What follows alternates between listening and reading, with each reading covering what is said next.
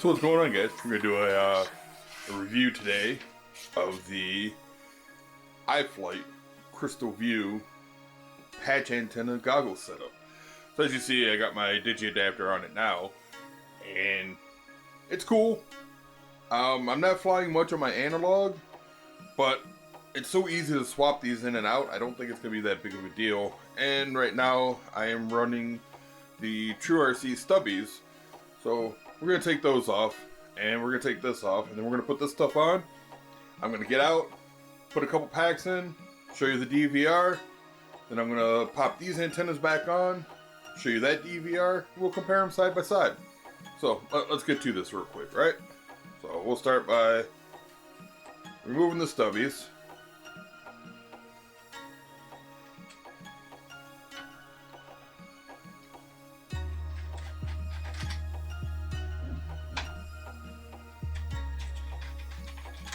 Alright, so that was pretty simple. Just set those over there. And we're just gonna pop these guys out. Super simple to change out the faceplates on these DJIs. I think that's pretty sweet. Especially now that we're getting options. I mostly have the digi adapter, so when I'm out flying with friends and they're on analog, I can watch.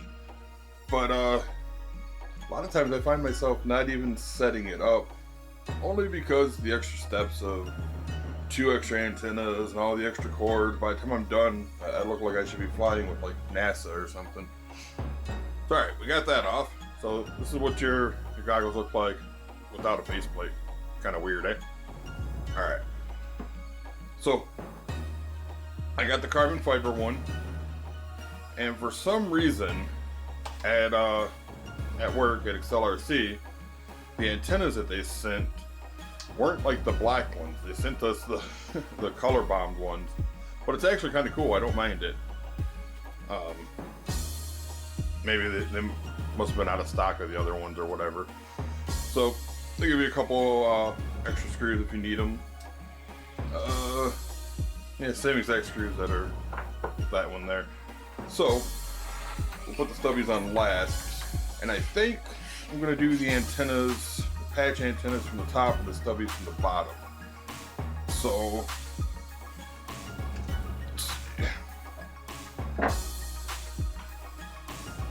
this whole setup for me is a little new for review, so bear with me a little bit here, guys. All right, so we're gonna go to the tops like so. All right, pop it on there. Antenna wires proper. Oops, sorry, bumping the camera there.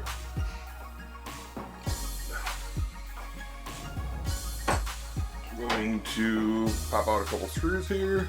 They give you 4, so they actually give you 2 extra. I think that's kind of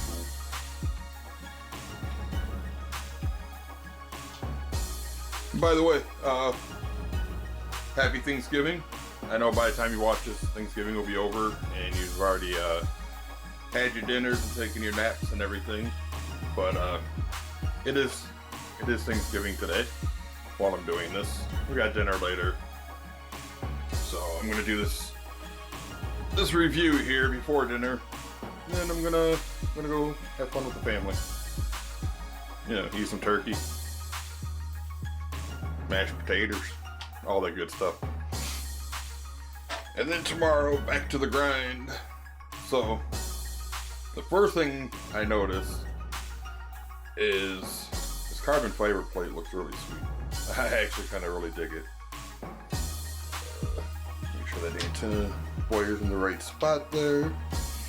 Yep. Alright. Seem to be making this a little more complicated than needed, right? Alright. But the way I got this camera set up in front of me, I'm kind of like hugging around it. Alright, so there's that. And then gotta lightly screw these guys in just to get them attached. And then what I'll do is I'll bump the camera again. I will take a pair of needle nose and tighten them down, but I'm not gonna wrench them down. You know what I mean? I might be able to do this with just my hands. We'll do a little time lapse for all this. Actually, yeah, doing it with my hands is just fine. So,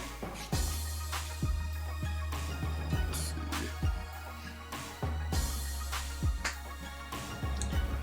Got little Miss Bando behind me, trying to find little things on the floor to eat. You know how dogs do, especially in the RC room. Alright, looks like this one I may have to use these here needle nose just to get a better grip. The bench in front of me is the bench that I normally have my 3D printer set up on. Okay. Hey, Bando. She's sniffing the tripod. Alright, so there's that. And then of course the stubbies just pop on like so.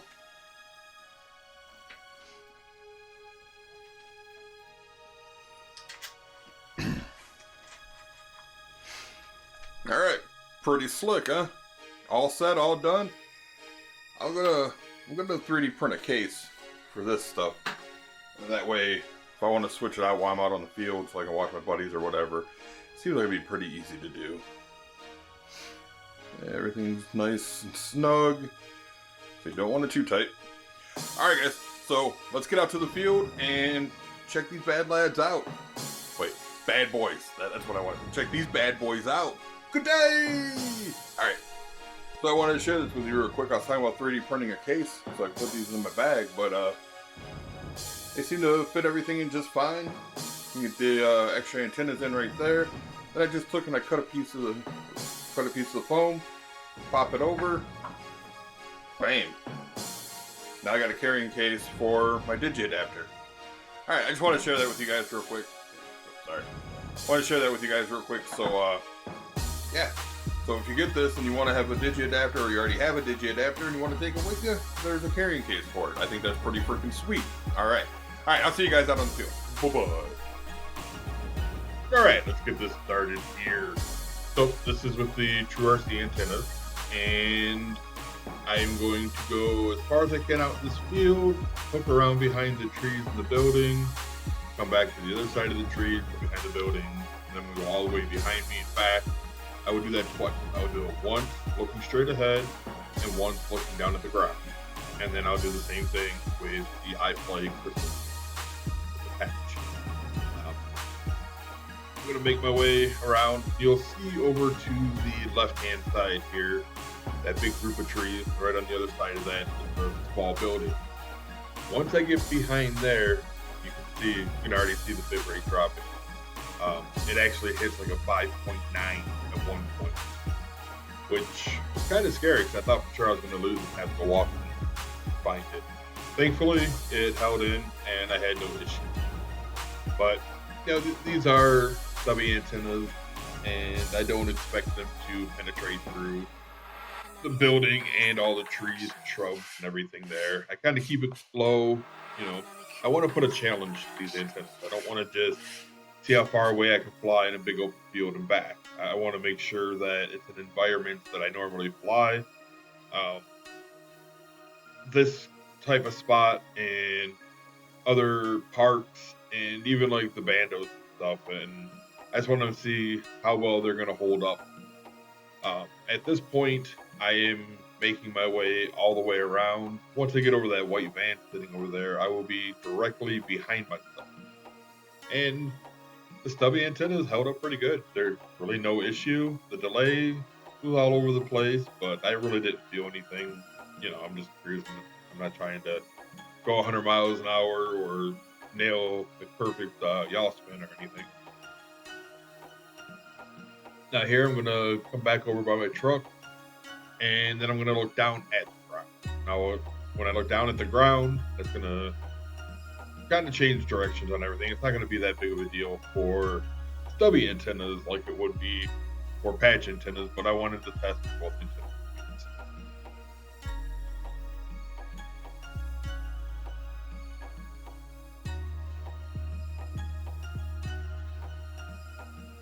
You can kind of see over where the sun's at right there.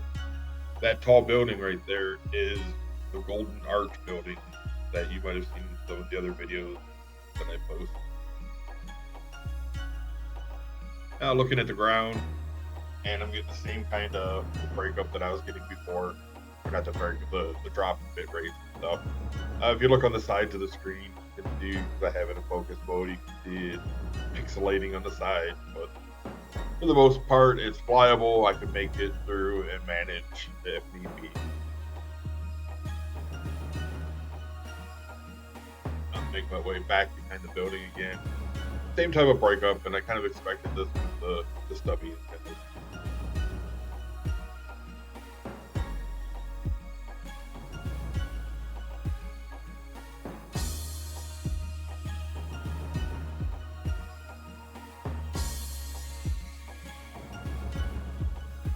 Kind of hard to fly with my head down.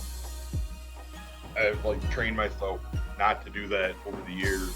My antennas patch. I always use rapid fire when patched, once they're motorized. Directly behind myself, once again, handles it just fine, no issues whatsoever. So as I make my way back over to my truck, I end up finishing out the battery with flippy floppy roly poly, but I cut all that out, just keep it as short as I can. It is already a longer video, what I normally put up. So now, this is with the Iflight Crystal patch antennas and Stubby. Same thing, I am flying with my head straight and not looking up or down. I'm going to go the same course that I went before.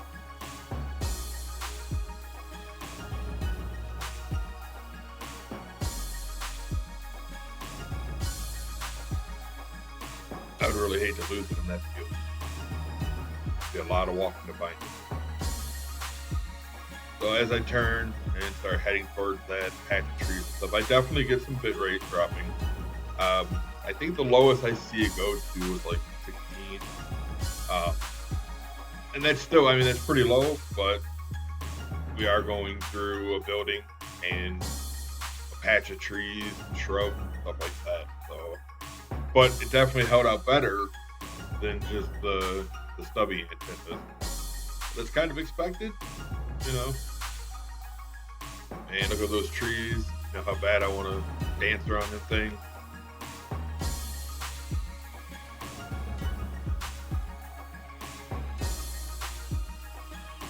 And behind the building, there's some drop as well. And again, it's kind of expected behind a building.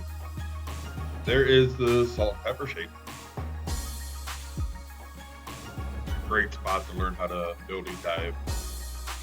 On the weekend, pretty much everybody's gone, and I'm pretty sure like most of the building is shut down and closed because there's usually never hardly any cars here. This white van and that little white truck over there has been there forever. Right over there to the right is another building owned by Ford. And way in the background to your left over there is another building owned by Ford, and a building over to the right. Ford owns a lot of buildings around here. It's packed parking lots full of cars sometimes. So now, as I come around my truck, I am going to load directly down at the ground. Again, quite difficult for me to do now. It makes me want to lean forward. Don't like doing it. But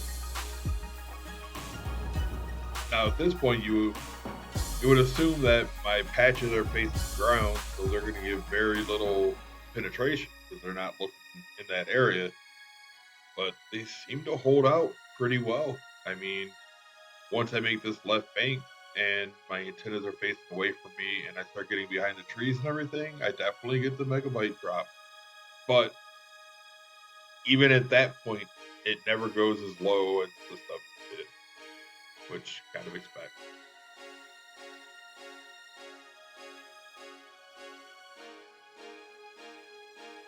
It almost seems like it performed better with me looking at the ground just how it's down.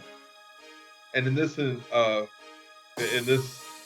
testing, I had the two antennas at the top of the patch and the two at the bottom were the Stubbies.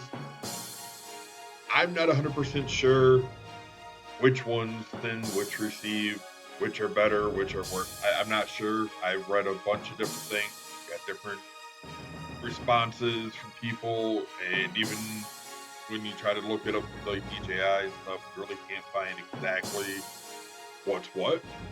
So I just kind of did it this way and it worked. You know, I personally am very happy with the patch antennas and 2 stubbies, and that's going to be my preference.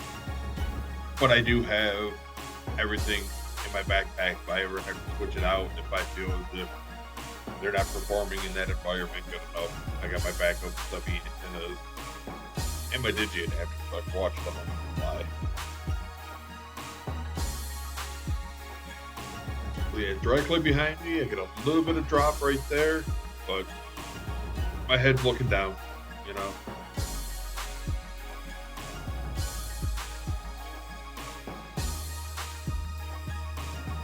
Then I'm gonna circle back around here, finish out this battery with more flip flop I cut out.